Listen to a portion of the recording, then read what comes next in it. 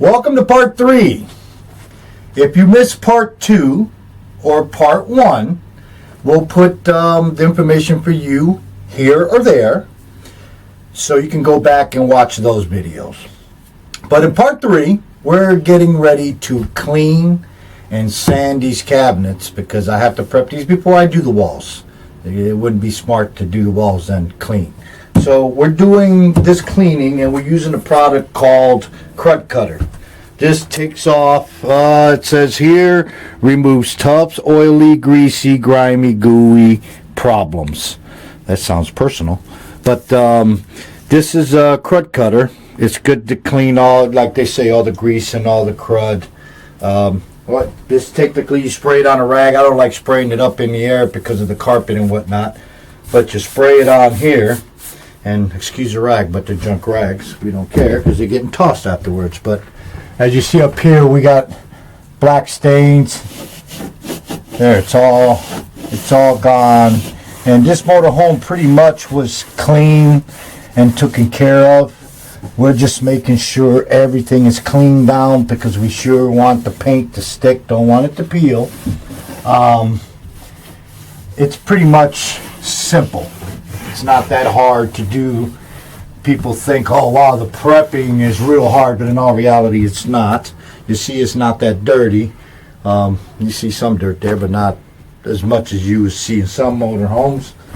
On top of that, after we get done cleaning, what we're going to do is we're using a 180 grit sanding pad. It's like a sponge in a sandpaper, so you can get in curves, you know, to clean and everything. You can get this at Home Depot or Lowe's. And after we get done sanding them, bring the vacuum in here and vacuum any dust or whatnot that's lingering around. And then we're going to paint the walls. So that's going to be stage 4. So we'll be back and I'm going to show you after the cleaning how we're going to sand them and prep them for painting. Alright, so we'll be back.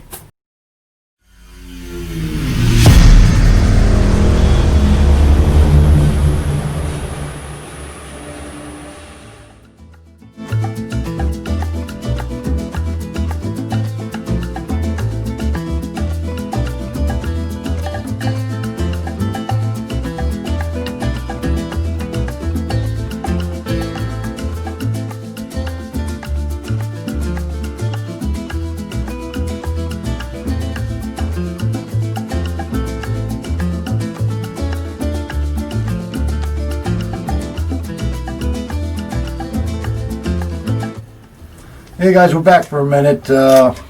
We ran into kind of a little bit of a hiccup here. I was at this window here and I was cutting away the wrinkly and loose wallpaper, and we found out that we have a little small leak here. So we have to stop for a minute and bleach that. It looks like a little bit of mold is starting there. And we're going to bleach it because bleach kills mold. And we're going to fix the problem before it gets worse. So we have to, unfortunately, we have to stop on the cabinets real quick. We're almost done sanding them, so that's not, that's the least of our problems. But we have to fix this first before I paint or anything. And I'm thinking the culprit is, lately here, these have opened up, and what I'm thinking is we've got one on the top here and one on the bottom, which keeps the water out. It's a seal. When they shrink like that, I have to get a heat gun and shoot a little bit of sealant in here and push it down back in there. It'll snap back in there and it'll dry. But I have to go around the motorhome now and fix those. Got one here that came out. Got a gap here because this is shrunken, so we're going to put a little bit of caulking there to keep the water out. But we'll pretty much get it under control. It's just we just noticed that, and up there somebody tried to caulk it up there, didn't do a good job. I'm gonna have to dig that out and do it proper. So we figured we let you in on that little adventure that we just found. That's, you know, every time you're digging into these old motorhome, it is an 89. Every time you dig into them, you're bound to find some little hidden treasures there somewhere. But we'll get back to you when we clean that up and let you know how far we got with the prepping part.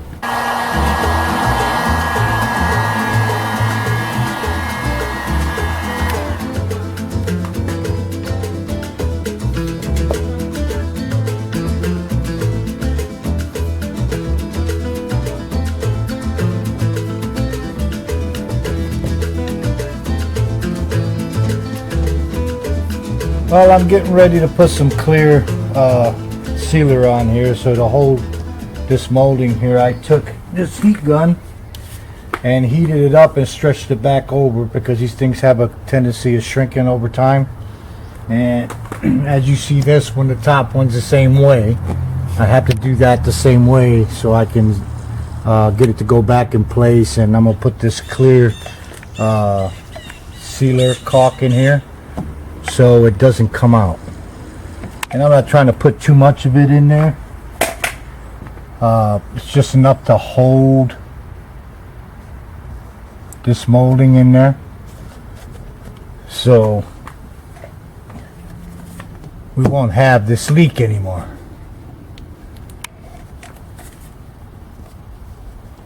So if any of you have a leak under one of these won't come back voluntarily. You have to heat them up, and then you just take them, and they have a lip at the edge. They just pop into place, and I'm using the sealer so to hold it in there, and it won't allow it to come out. It's that easy. Now when that dries, it won't come back out.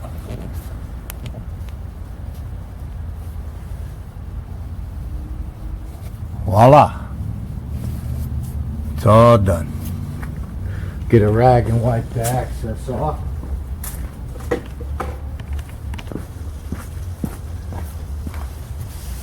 Like so.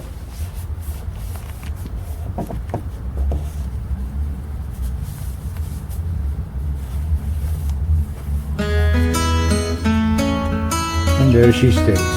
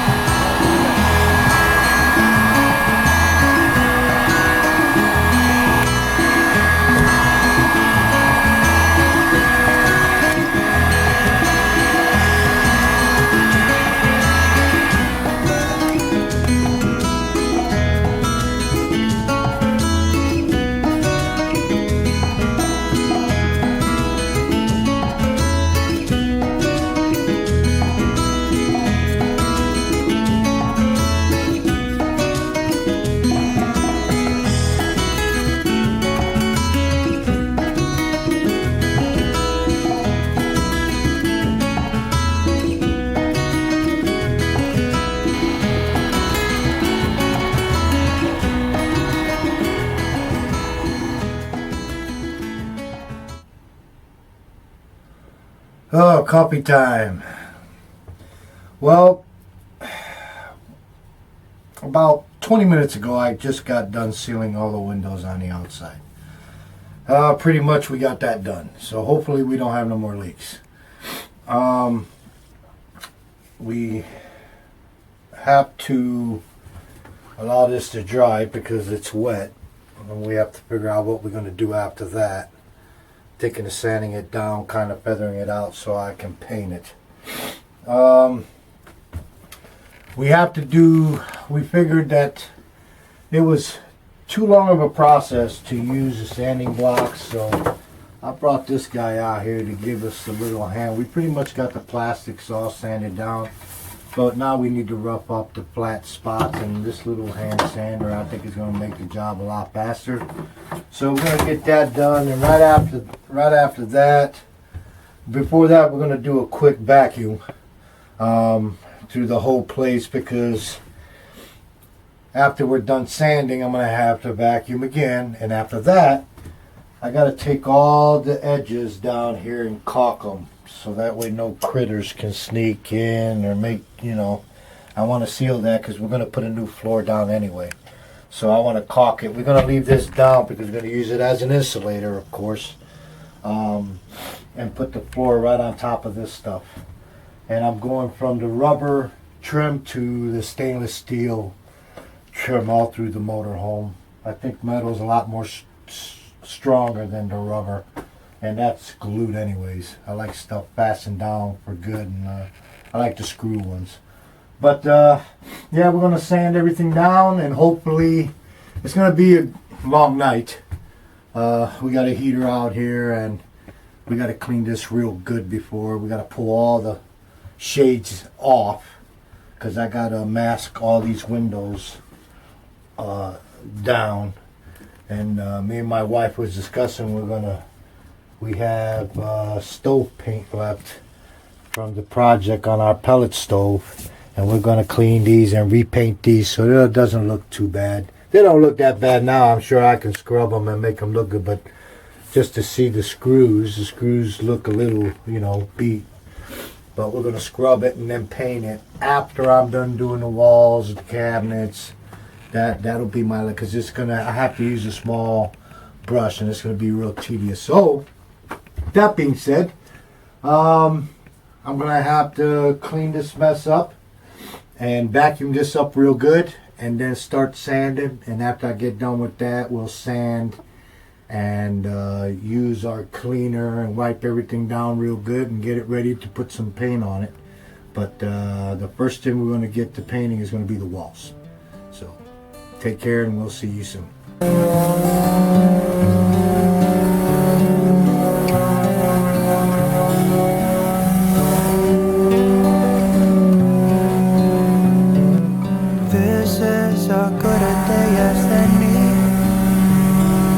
Start the rebuilding life. The roads that lay open are many when the old one's gone under. Hey guys, we're back. Well, the good thing about this whole job was that the electric sander kind of put us ahead a little bit, you know. We were able to do it in an hour and a half, maybe 2 hours at the most. But we pretty much got everything sanded. Now our next step is going to be caulking our edges. Keeps the critters out of the living area and good for insulation too. Keep all the draft and stuff out. But we're going to go along the edges here and caulk the bottoms where there is gaps. Of course, there's going to get trimming after the floor gets put in, but the caulking is for insulating purposes, not really nothing that important, but we want to do it before we lay the floor down, so then that way all the gaps are pretty much covered up and, you know, sealed, and we don't have little ants or stuff crawling, you know, in and out of the motorhome. And when I feel the wind on my face,